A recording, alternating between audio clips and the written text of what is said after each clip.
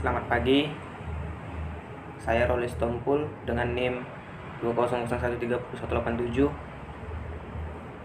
ingin mempresentasikan hasil presentasi saya yang berjudul motor listrik.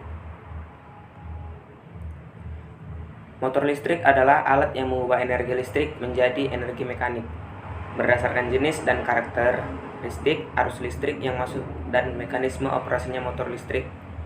Pertama itu motor AC dan yang kedua motor DC. Motor AC dibagi menjadi yang pertama motor sinkron, yaitu motor AC atau arus bolak-balik yang bekerja pada kecepatan tetap atau konstan pada frekuensi tertentu. Yang kedua, motor induksi, yaitu motor AC yang paling umum digunakan di industri-industri. Motor sinkron. Pertama, kecepatan putaran motor sinkron tidak akan berkurang atau tidak slip meskipun beban bertambah. Yang kedua, kekurangan motor ini adalah tidak dapat men-start sendiri. Yang ketiga, motor ini membutuhkan arus arah atau DC yang dihubungkan ke rotor untuk menghasilkan medan magnet rotor. Yang terakhir, motor ini disebut motor sinkron karena tutup medan rotor mendapat tarikan dari kutub medan putar stator hingga turut berputar dengan kecepatan yang sama atau sinkron.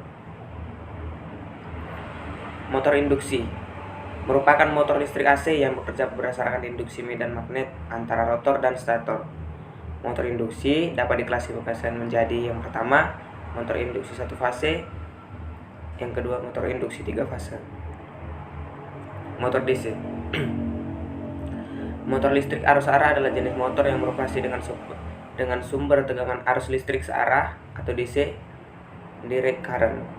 Yang kedua, motor listrik arus arah DC ini dapat dibedakan menjadi berdasarkan sumber dayanya. Yang pertama, motor DC sumber daya terpisah atau separately excited adalah jenis motor DC yang sumber arus medan disuplai dari sumber terpisah, sehingga motor listrik DC ini disebut motor DC sumber daya terpisah atau separately excited.